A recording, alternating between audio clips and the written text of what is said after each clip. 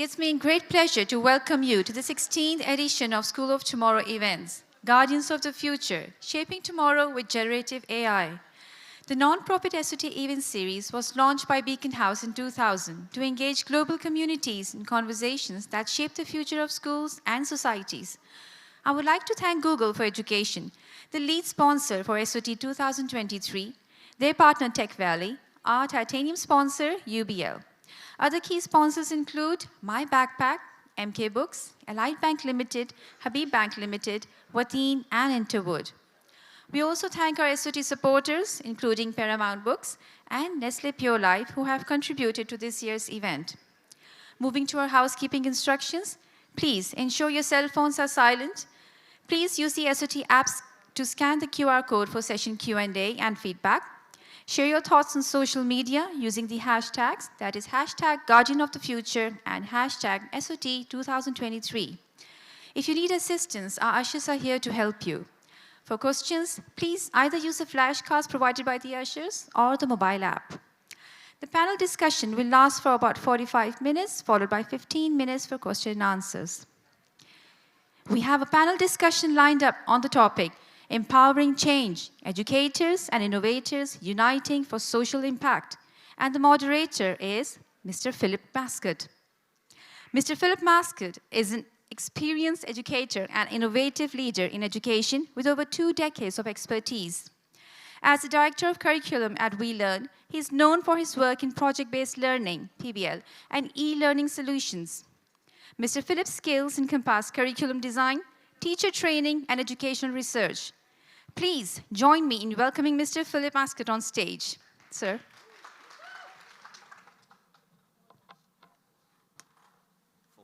Well, firstly, it's a huge honor and privilege to be here today, so thank you so much for Beacon House and the School of Tomorrow events for having me. So I'm super excited to moderate this session. I've actually spent a couple of days with the panelists already, getting to know them, and I have to say I'm hugely impressed, and we've been having some great discourse. So let me set the scene. Good day, esteemed guests, fellow educators, innovators, and change makers. I'm honored to steer today's dialogue at the School of Tomorrow conference, a platform where the confluence of education, innovation, and social transformation transcends rhetoric to manifest into actionable insights. We are navigating through an era where the traditional realms of education are being re-envisioned through the lens of technology. Artificial intelligence, particularly generative AI, stands at the cusp of this transformative journey. By augmenting our initiatives in civic education, it catalyzes a deeper, more nuanced engagement within our communities, driving more informed community engagement and positive social transformation. Take, for instance, the application of AI in decoding complex policy documents into simple, digestible narratives, thereby empowering individuals to engage in informed civic discourse. Similarly, AI-powered platforms like purposeful gaming are not mere recreational avenues, but potent tools for fostering a deeper understanding of societal issues. They generate immersive environments where learners can navigate through real-world challenges, fostering empathy and a nuanced understanding of complex issues. However, the path of innovation is laden with challenges, particularly when it comes to bridging diverse domains. The confluence of diverse educators and innovators beckons a robust dialogue, a willingness to embrace diverse perspectives, and a shared aspiration for enduring social impact. It's this synergy that will enable us to address key challenges, thereby redefining traditional education and advocacy models. Modern tools, from digital storytelling to climate advocacy, are imperative in ensuring our message resonates across diverse audiences. They allow us to transcend traditional boundaries, ensuring a deeper, more widespread impact. Amidst a rapidly evolving landscape, the essence of ensuring that our collective endeavors yield actionable, sustainable outcomes for communities remains paramount. Today's discussion is not merely a reflection of what lies at the horizon of educational innovation, but a stride towards making it a tangible reality. As we explore the mechanics and ethos of these innovations, we are not just envisioning a better world, but are laying the groundwork for a more inclusive and sustainable future. So now I'd like to introduce the driving questions for today's discussion. 1, how is the landscape of civic education evolving, and how can it be leveraged to drive more informed community engagement and positive societal transformation? 2, in what ways are innovative platforms like purposeful gaming and digital narratives influencing cultural and societal norms and shaping perceptions? 3, as diverse educators and innovators converge for social impact, what key challenges arise in bridging different domains, and how might they be addressed? 4, how do contemporary tools and methods, from climate advocacy to digital storytelling, redefine traditional education and advocacy models, ensuring deeper, more widespread impact? And 5, given the rapid pace of change, how can educators and innovators ensure that their combined efforts lead to actionable, sustainable outcomes for communities without compromising on the core essence of their message? So I hope that has set the scene. Without further ado, it is my pleasure to introduce our panel of esteemed guests for our upcoming discussion. So if I maybe start as they are seated.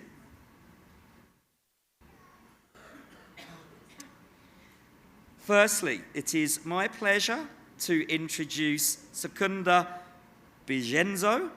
Secunda Bizenzo, an economist and social impact entrepreneur, leverages his skills at Engo Corporation, a major Pakistani organization. He co-founded the Balochistan, I hope I'm getting this pronunciation correct, please correct me if I don't, Youth Action Committee, empowering local youth in underprivileged areas. Secunda is co-author of the World Economic Forum's Youth Recovery Report and serves on the WEF Global Shapers Community Advisory Council. With over a decade of experience, he's played pivotal roles in public and private sectors, leaving a significant mark in development and social impact. Recognized as one of the 7 unsung heroes of the pandemic by Bill Gates, he's also received the UK Alumni Awards 2021 and the Monash University Distinguished Alumni Award. A warm round of applause, please.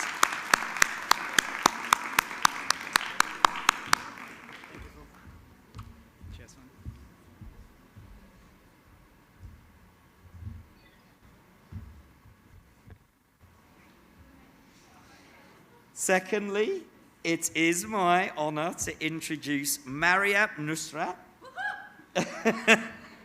Mariam is a US-based Pakistani entrepreneur in the edtech and gaming space. She's a Forbes Next 1000 list honoree and received the Clinton Global Initiative University Honor Roll Alumni Award. Mariam is the founder of Breshna.io, a platform enabling users to create, share, and monetize their own educational video games. The team is backed by strategic investors like Paris Hilton, Randy Zuckerberg, and Bill Ackman's family office.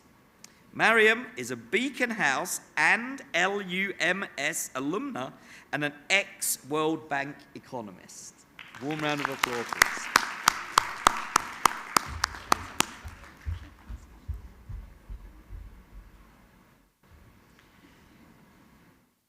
Last but not least, we have Salman Parek. Salman has a unique blend of creativity and strategic acumen. As a researcher and creative strategist, he excels in striking a balance between innovation and meeting the demands of professionalism. While changing schools and continuously failing in his early academics, Salman ended up with a distinction in his master's degree from Warwick University. He was one of the first content creators and YouTubers in the country and has gained over 50 million views on multiple videos. Currently, he's the founder and managing director for Manto Store and is leading a project of the world's first incubated orphanage. Warm round of applause, please.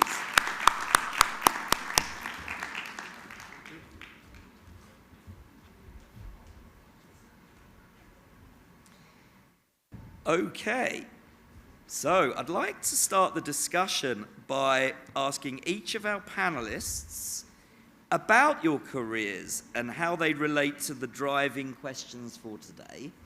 So for these opening remarks, please do keep them to approximately 2 minutes, and I know that we'll be scolded if we go over. Okay, so why don't we actually start in reverse order? Okay, so let's start with Salman. Would you like to begin your opening remarks? Assalamu alaikum. Bismillahirrahmanirrahim. Thank you so much for making me a part of this. I'm currently the managing director at Manto, and as Philip already mentioned that in my early years of education, the only thing I was consistent at was failing. And when it's a continuous pathway, it comes a time when you start questioning yourself. And throughout those questions and the journey, I realized and found that there are multiple ways people learn. And very fortunately, I found my way of learning, which may not be the otherwise conventional way, and I've stuck to it. It's kind of like a bulb opened up when I learned how to learn, and then that's what's led me to then create or get into diversified careers. For example, Manto, it's a fashion brand. I am the least fashionable person in my circle, but going through that journey of learning on how to create something has been an immense asset, I believe. So thank you so much. Thank you so much for those opening remarks. Mariam, over to you. Awesome. Assalamu alaikum, everyone. I am super excited to be here because Beacon House holds a very, very close place in my heart. I went to Beacon House all the way from pre-nursery to A-levels, so like true OG status. So being here is very, very heartwarming. Thank you so much to everyone for all the love. You know, when Phil talks about kind of the journey that you know, education took for me, you know, obviously going to Beacon House was a huge edge, you know, and I think the two things that I got out of the schooling that I got, the very strong foundation was discipline and structure, right? So it's like, I think there's a lot of rigor and now that I've had a global taste of education, having worked at the World Bank in EdTech policy across 22 different countries, I truly believe that Pakistanis have this level of grit and this structure that was embedded in me. But then, like, you know, my dad laid out the path for me in 3rd grade. He was like, you're going to go to Beacon House, then you're going to go to LUMS, then London School of Economics, and then you're going to work at the World Bank as an economist. And it was like boom, boom, boom, much like a lot of tiger Asian parents. But I did check all of those marks, and I was one of the youngest senior economists at the World Bank. But I had a lot of curiosity towards this idea of behavior change. So why are we giving a brochure? Why is it always a workshop when we want to raise awareness, when we want to educate people?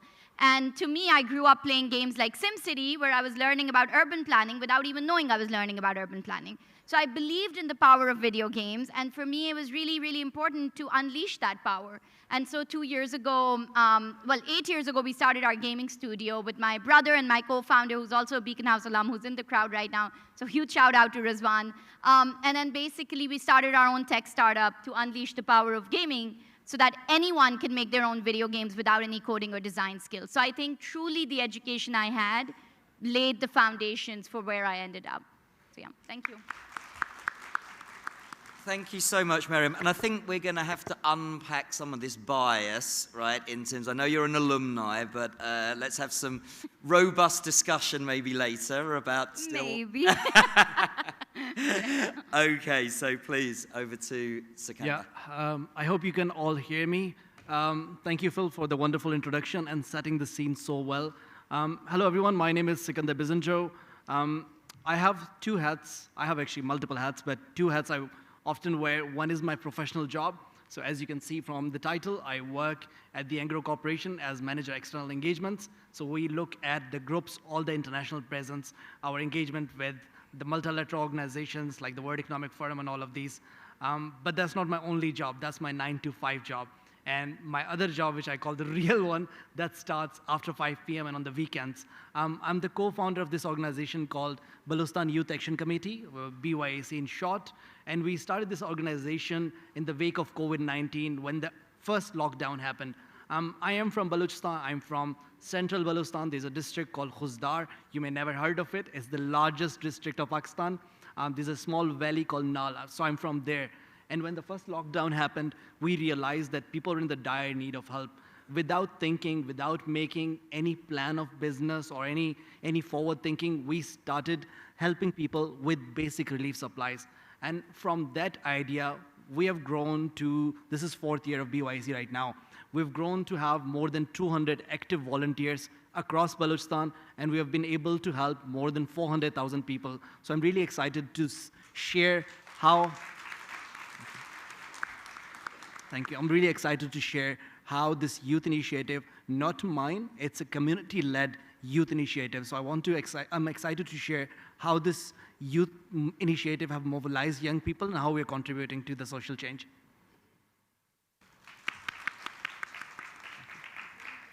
Thank you so much, panelists. It really is so impressive what you've all achieved, and that at such a young age. So first, Debatable. So first of all, you're making me feel very old sitting here, and certainly you're giving me underachievement anxiety as well. But the other thing I want to complain about, that why don't I get an AI avatar to talk to? I'm disappointed about that, because I think that everyone else got one, but I didn't get one. What happened? I mean, sorry, Phil, but we will try to be more engaging than the AI. I think we can pull that off and say... ChatGPT is my best friend. I even say good morning to her in the morning over breakfast. Fair. Okay. Okay, let's get into some of the nitty-gritty now. Okay, so the next question, again, for all of you. What were your own educational experience? And you've touched on some of it, okay? But I'm talking about particular activities, particular parts of the curriculum, maybe a particular teacher that motivated you, something specific, okay? And then how well do you think the education that you had prepared you or even led you to the success that you clearly have? But maybe more importantly, what was it missing? Okay, and what would your recommendations be to people like myself, to educators, to curriculum designers, to improve and reform education for the digital age and beyond? So should we go in reverse order now, I think? So, Sikandar, would you like to start? Yeah, thank you, Phil, for that question.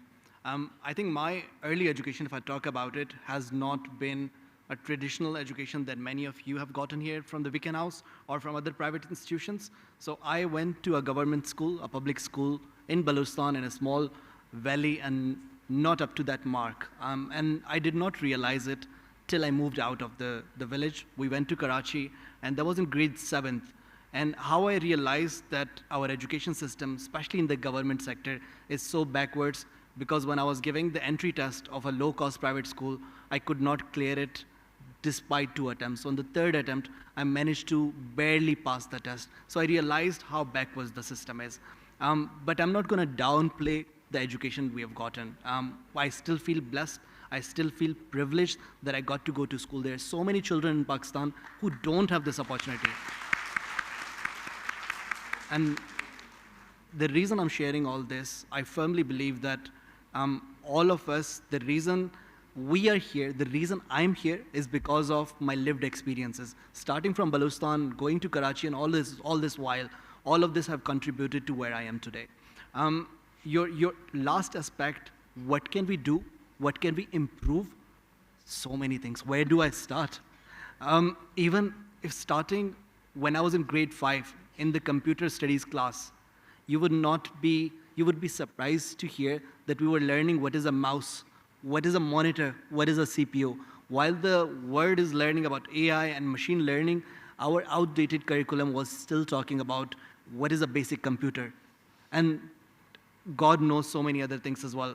But I think very interestingly, you asked what is that pivot point? There's so many pivot points, but I want to, sitting in a school. May I just pause you because we're going to go on to pivot points. No, so I'm not going to go to the pivot point. Okay, I'm going sorry to interrupt. No, I'm going to talk about one specific example of a teacher because we're an institution, we're an educational institution. I think teachers have a very, very strong role to play. Sometimes we don't even realize it. I'm going to give one example of a teacher that changed my life. This was in O-levels. I got dropped out from that school because I could not compete, and I almost gave up schooling. Almost. I was on a break for 1 year, and I realized that my friends were going ahead, and then I took it up on myself. I'm like, let me give it another shot. So I gave all the O-level exams privately. I went to this English teacher called Miss Sheila, and I found her from Orkut. If you remember, there was no Facebook, there was Orkut. So we are all OGs here. So I found her through Orkut, and I went to her class. And I remember that when I first went there, she said, can you write an essay on this topic so I see where you are? I wrote an essay.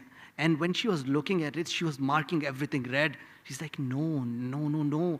She's like, Sikandar, maybe come next year when we have more time. Right now, it's only 4 months to your exam. I can take a student from here to here, but I can't take a student from here to here. So you're really outlier in this class. I'm really sorry I can't take you. I went back home disheartened. And then after a few weeks of trying different teachers I could not, I gave her a call, last final call. I'm like, ma'am, my parents have moved from Balochistan to Karachi. Just give me one chance. Let me sit in your class. Whatever grade I get, I'm happy. It's nothing to do with you. Just let me sit in class. I think she got a bit emotional that, okay, a young person's constantly asking me to take it in the class. So she asked me to come back. I sat in her class, and she would she would come to me separately. She would teach the class something different, to me something different. And towards the end, she just told me that get a C, Sikandar. If you get a C in O-levels English, that is A star for me because that is all I can aim for. And I'll be more happy for your C than I would be happy for the A grades because I know how challenging student you are. And guess what I get? I get a C. And I was so happy. I called her. She was like, I can't believe it. I'm so happy. And I think these are some of the things that teacher can do. The first thing is just trust your students. Don't just dismiss them if they are not good in the traditional learning model. Wow, thank you so much. I'm sorry I took a bit of more time than 2 minutes. No. It's a wonderful story, wonderful point. So if you don't mind, I'd like to dive in a little bit to 2 of those points. So talking about computer science or, information technology curricula, I completely agree with your point, and I think that we all still see the issue today. I mean, you talked about just being able to name a mouse, or a monitor. Yeah. But a lot of them these days are not much better, and they're teaching learners to use soon-to-be obsolete applications.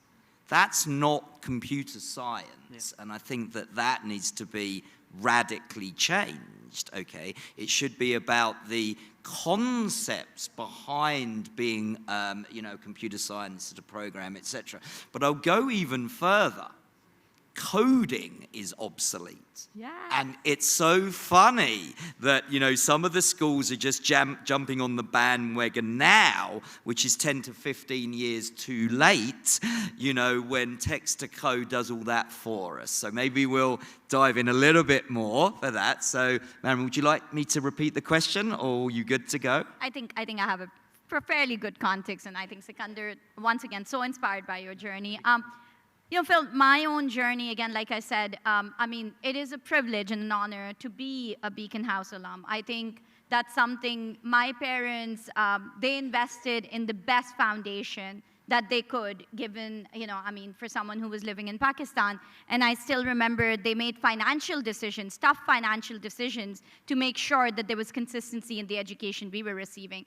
And for me, interestingly, I see education almost as these lily pads that you jump from one to the other, right? So, often I'll have these very humbling conversations where my mom will have some family friend whose daughter is in 8th grade, and she'll be like, I want you to talk to her to inspire her, and how does she become like you with everything? And I'm like, that is not the role model you probably want to set, because I think there were a lot of setbacks, and I feel like one thing leads to another, right? So sure, it's like if you look at the bios, they sound humbling, and sure, it's like, okay, tech startup founder, raised $2.5 million from Paris Hilton. All of that sounds amazing. I'm super honored and humbled to be here, but I think there's the lily pads of opportunity that you find along the way, right? So it's like having that foundation in Beacon House, which is one of the best schooling systems in Pakistan, in Asia, globally. I've worked at the World Bank, and often in that tech policy, and this is a huge shout out to every single teacher, educator, organizer of the Beacon House school system, that at the policy level, at the ministries level, I have sat across from ministers of education who've said, I want something like the Beacon House. How do we make that happen? And I think that's a huge, huge testament to what we've built here. And I think, to me, those opportunities are really unique. However, and this is where the however comes in, there was an emphasis on discipline. There was an emphasis on the assembly line. I think, Phil, we were talking about this yesterday. We have all kinds of setups have changed. What an operation theater looks like has changed. What an industry, what a workshop looks like has changed. Classrooms across the world, I've worked across 22 different countries, they look exactly the same. And the reason for that, which Phil enlightened us, is it's a very industrial revolution aspect. Is like one teacher teaching to the 40 kids in a very boom, boom, boom assembly line, method. And now I hear things like project-based learning, and I hear things like IB, and I hear things like curriculum that's sparking curiosity and competency-based, and that degrees are not just a signaling method, but actually based on what you're learning and skills. And I think that's where my love for gaming comes in, because I may have stronger memories of the video games I played than sometimes of the classrooms that I was in. And video games are a universal language. Our parents were fighting against video games. Games and education were a trade-off. I don't think that's the case. I actually believe that video games can be a power, can be a tool for enhancing learning outcomes. And I think when we think about games, we think about passive playing, but actually, students and teachers are the biggest content creators of the world. We're talking about snackable content. We talk about the TikToks of the world. Where is the TikTok for video games? Why are people not able to tell their stories through video games? And that shameless plug here, that is Brashna.io. For me, the mission is to empower the next 100 million people so they can tell their stories through video games without any coding, free of cost, and at lightning speed, because that's what the word means, Brashna.io. It's Pashto for lightning. But yeah, that's how it shaped my career. Thank you so much. Well, again, so many insights there. I'd just like to take a moment to dive deeper into gaming. Fair. So I've got a question, because this is only my second day in Pakistan, okay? And I'm loving it so far. Thank you for being so welcoming. Is there a perception amongst the Pakistani parenthood that gaming is inherently bad. Is that a perception there? Can I ask? Yeah, no, please, yeah. I mean, yes and no. So I think yes, but I think there's also a very strong acknowledgement that gaming is here to stay, Okay. that gaming is a powerful tool, and I actually think this is credit to the parents, and COVID had a huge role to play in this, right?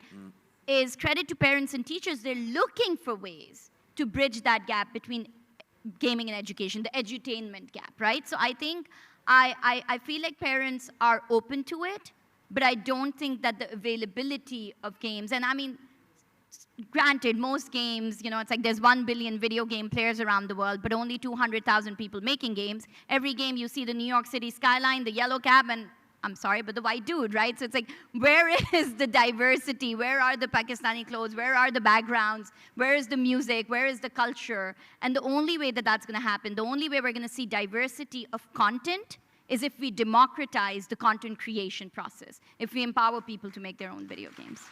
Thank you, and that's actually it makes me optimistic to know that the mindset's changing here. Just to give you my context, so I'm currently in Bangkok, Thailand, as you know, and no, the parents there are just, hell-bent, games are bad. Fair. And I'll just tell you a little story. I mean, it's a horrific incident. There was actually a school shooting in Bangkok a few weeks ago. I don't know if the news came here. Right. But apparently, this learner did play a lot of video games. Right. But, the parents were up in arms and automatically kind of blaming violent video games for violent behaviors. Fair. And let me state this, there's no correlation. Plenty of longitudinal studies have been done. Right. There is no correlation between playing violent video games and violent behaviors. So I think that's just one example of mindsets that we might need to change. So anyway, I want to see lots and lots of more teachers using your platform and Thank you. hopefully making their way into the classroom. That will be fantastic to see. Thank you. Okay, let's move over. Solomon, please. My educational journey started off in a very non-traditional way. I started off going to madrasa to memorize and hifz the Quran, and unfortunately I could not because I do not have a very good memory. And then when I moved to academia, the local board also expected me, or the teachers at that particular time expected me to be as good at memorizing. So now I can draw a line between the academia and learning. So while I say that I failed in the education system, I excelled at learning different things. So at age 13, I tried to start writing stories and poems, and then I picked up a camera. I learned how to do photography. At some point, 10, 11 years ago, I started doing YouTube videos. And all of that was out of the curiosity to learn how some of these particular things work. And now at this stage, when I'm making a business in digital age in today's world, I have a much better understanding of how the story or the content has to be crafted, or how the pictures have to be taken, or what sort of video making will resonate with the person. So all of those sort of learnings were extremely, extremely helpful in helping me build what I'm building today. And I really hope and wish to see in the future where some of these elements of learning can be integrated to our traditional systems, because I mean, not everybody is going to have a certain sort of a pathway. And all the memory-based work is not required anymore with AI and with technology. So that is being taken care of. What we need more of is problem solvers. And for problem solving, you need to understand rather than memorize, because you need to improvise, you need to critically think. And I hope and believe that the more focus on enabling students and individuals to be able to think through, to understand, would probably lead to us having much more amazing problem solvers in the future.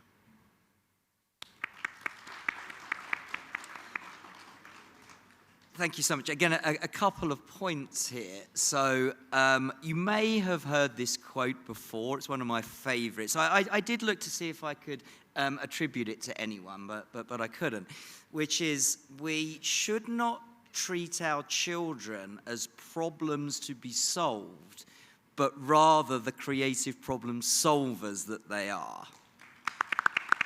100%. Very true. So I think, again, you talked about content creation, YouTubing, etc. And I think you alluded to the fact that you would like to see courses like that into the core curricula. Would you like to elaborate on that a little? So now the access to information is massive, and anything that I've learned, for my business, I made a website myself. I don't know how to code, but I had to solve those particular problems, and I did learn all of those particular things online.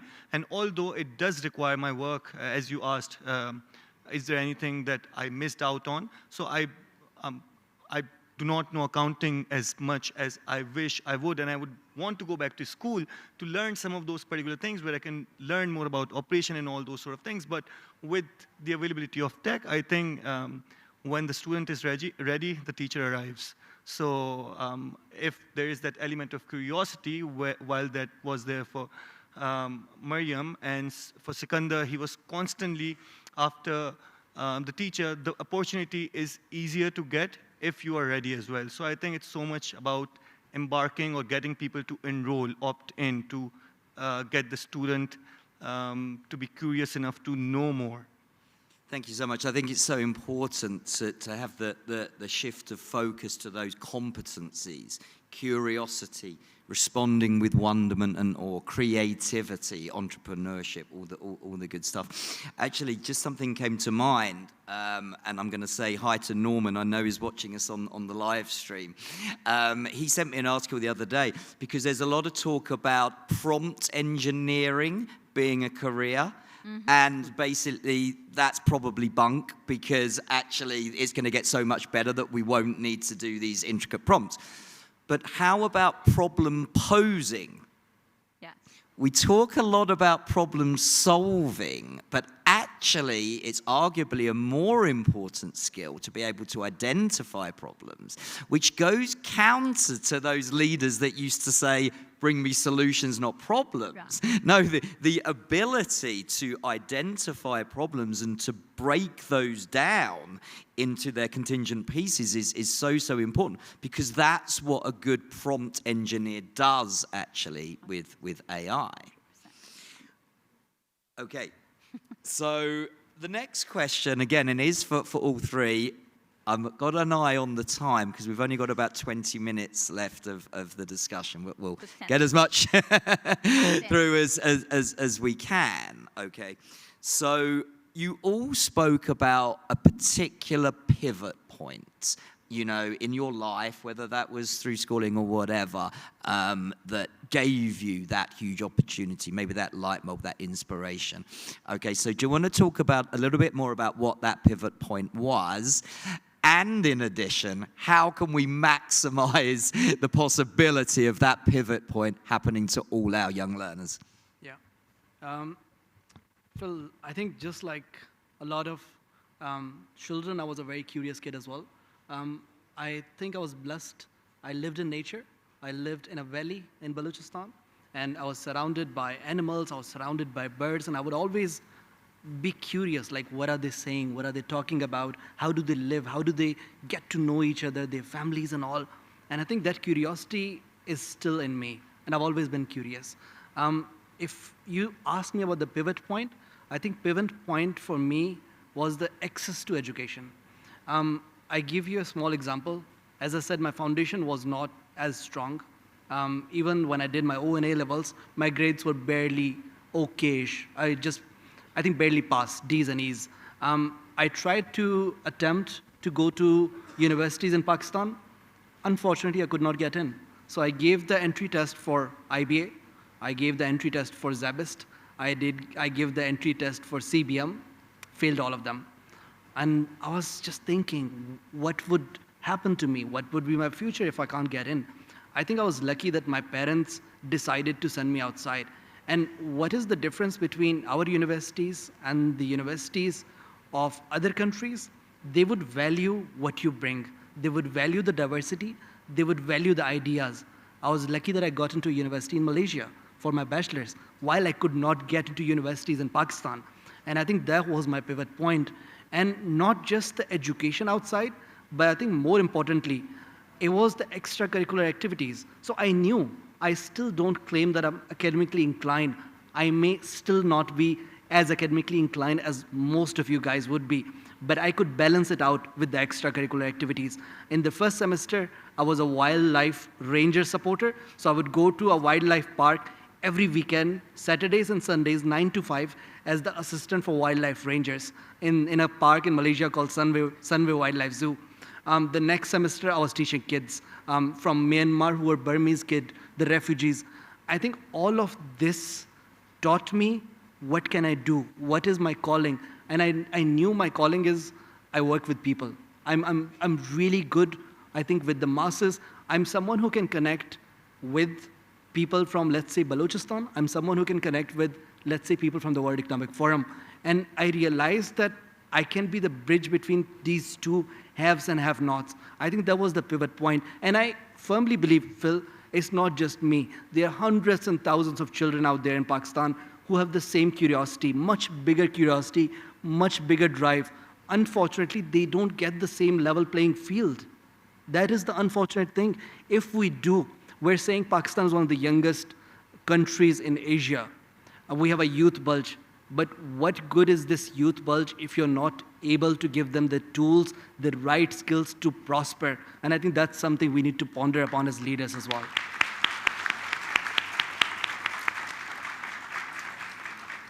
As you said, what I attempt to do is extract key points from all of this. So you talked about your skill with people, that's something that you discovered and that you've capitalized on. So could we coin that as embedding social-emotional aptitudes in the curriculum? The ability to empathize, the ability to know oneself and manage one's behavior and communicating across diverse groups. Is that something that you would support? Definitely. So, Phil, when I did my master's from the UK in East Anglia, I went to, I think, 10 to 15 CV writing workshops. And I got to know, how do you write CVs? How do you write cover letter? How do you go for an interview? How do you shake hands? How do you talk about, all of these things, these social skills? We don't tell it to people here. I've met so many of my friends who are engineers in Pakistan. They know the technical skills they're really good at, but they don't know the social skills. It's not like they don't know how to present themselves. It's something we don't teach at school at all. And I think this is very important given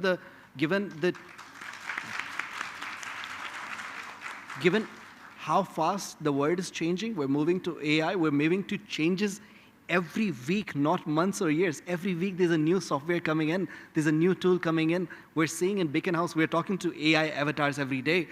I think this is a tipping point for us to do what the humans do best. It's emotional. This is something I believe AI cannot capture. Thank you so much. Perfect. I'm going to check the time. With 10 minutes to go, should I be going on to the Q&A pretty much now? I can't believe how quickly the time's gone, but I feel that I do want to ask one more question each to you guys. So we'll make it quick. Yeah. Sure. Okay. For sure. Okay. This one's actually for Salman, and I'll come back to you, Mariam. Sure. Okay. So with particular reference to the work that you're doing with Manto, so how do contemporary tools and methods, from climate advocacy to digital storytelling, which I think is more relevant for you, redefine traditional education and advocacy models and ensuring deeper, more widespread impacts? So how have you leveraged those, and talk about your experiences there? So I'll try to keep it as short as possible. Technology really enabled us to do what we are doing. I don't think we would have been able to create Manto 20 years ago on multiple fronts. Number one, it lowered the barriers for us to try and test things, to create something, to tell a story, and see if the world wants to hear that. And there's so many individuals at their home that are able to do that now, and in so many diverse ways, as Breshna is also enabling teachers to create computer games and all those sort of things. So that's one front, and then the other front is whatever it is that we have built, it was all learned online. And we see a high rise in people of different ages trying to get into e-commerce, trying to understand, learn digital courses, how to code. Even when they cannot go to the school, they have enrolled themselves into different places. So I think this opportunity that the tech is creating is enormous. And it's empowered me and so many other people that, as Sikandar said, that there's so many different people that may not have had access to the same quality of education at some point as all of us had.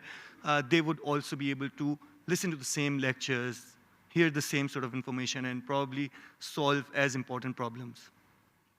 Thank you so much.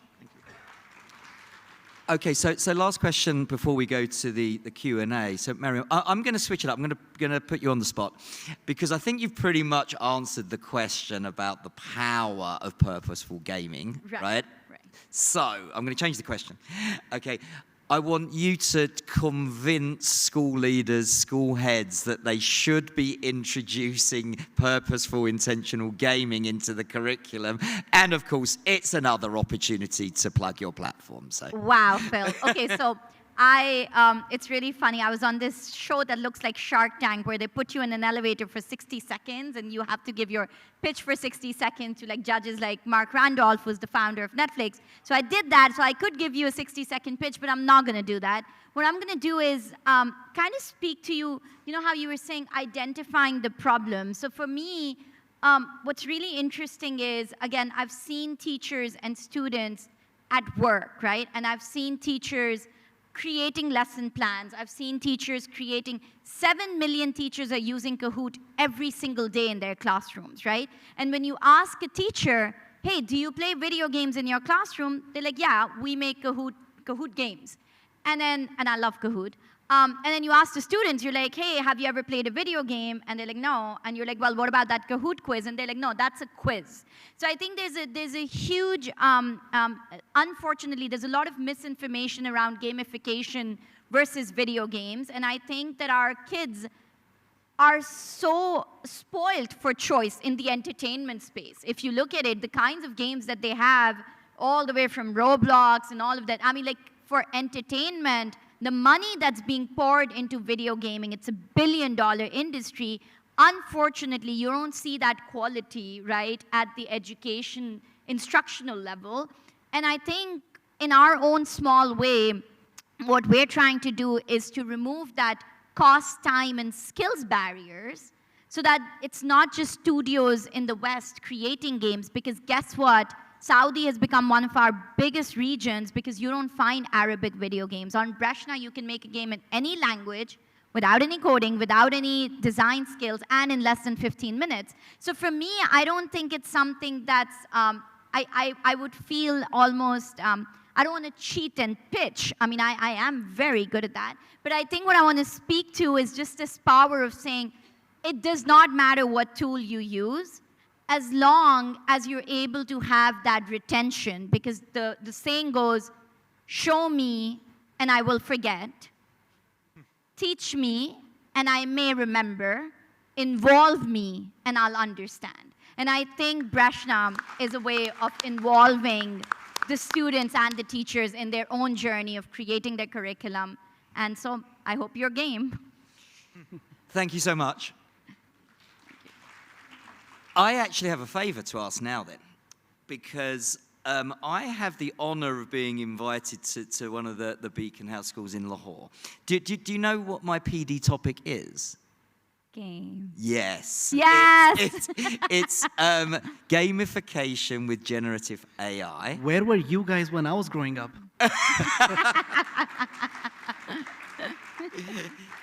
can I have a trial of your platform so I can actually use it in my PD session? And you know, absolutely. And what's better is we actually have an AI platform, a text-to-game engine. So you put in the text prompt, the whole game gets generated for you. And the best bit is there's a metaverse, a virtual 3D carnival where you get to display your games and you can monetize them. So we will absolutely be talking That's more. Phil. perfect. Thank Well, you I so need to, get it approved by the head of school, but I think that was we got the go-ahead. Thanks for being game. Okay, our schedule has kind of gone out the window because we've been having such rich discourse, but we must take some questions from the audience. So the first one we have, and it doesn't say a particular panelist, so anyone can answer. Can empowering educators actually make them innovators? That's an interesting question. So would anyone like to share their thoughts? Sure. What even is an innovator, right? If you think about it, at least the way I define it, is someone who is either deploying innovation or coming up with innovation. And I actually think teachers are, in my opinion, the most undervalued. Unfortunately, the tragic truth is they're very undervalued.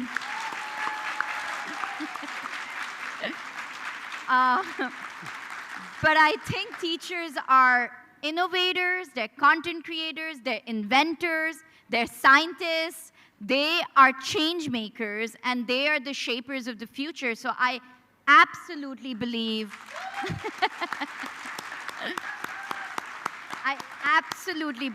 that teachers are deploying technology, they're deploying innovation, and by the virtue of deploying innovation, they are innovators. This lady certainly knows how to play to her audience, don't you think? But I absolutely agree. Educators are innovators, coming up with, engaging, fun lesson plans, coming up with assessments, every day. That's what we do. Okay. The second question is fascinating, so I want to unpack it a bit, actually. Can social change bring in the innovation much needed in academia? Now, my first response to that is surely it's the other way round, that change in academia should be able to bring social impact, positive social change. But then I reread it. Okay, and is it talking about how academia has been taken over by the mainstream, and perhaps, if you looked at studies, for example, during COVID, they were often funded by Big Pharma and everything like that. So maybe that's the question. Yeah. Maybe you're best positioned to answer that, Sikandar? Yeah, why not? I don't know if we call it innovation, but we have a project in Balochistan that's active right now. It's called Reading Rooms Balochistan. And we started this when students were all isolated in their homes and they were asked to take online classes. While sitting in cities, we can easily log in on Zoom, we can take online classes. But people who are far away in those villages, they don't have internet. They absolutely don't have internet. If I give you an example from my own village, if you send a WhatsApp, it's going to show that circle for at least a minute before the WhatsApp is sent. How do you expect a child to go on Zoom, to actually listen what the teacher is saying, and then absorb, and then take those online classes? We didn't have a solution for it, but we came up with something called the Reading Rooms Balochistan. The idea was either establish or help those small rooms that were ignited in these different, mushrooming in these different areas of Balochistan. So right now, we have around 82 rooms, 82 libraries that we're supporting in Balochistan with over 400,000 books, and all of them,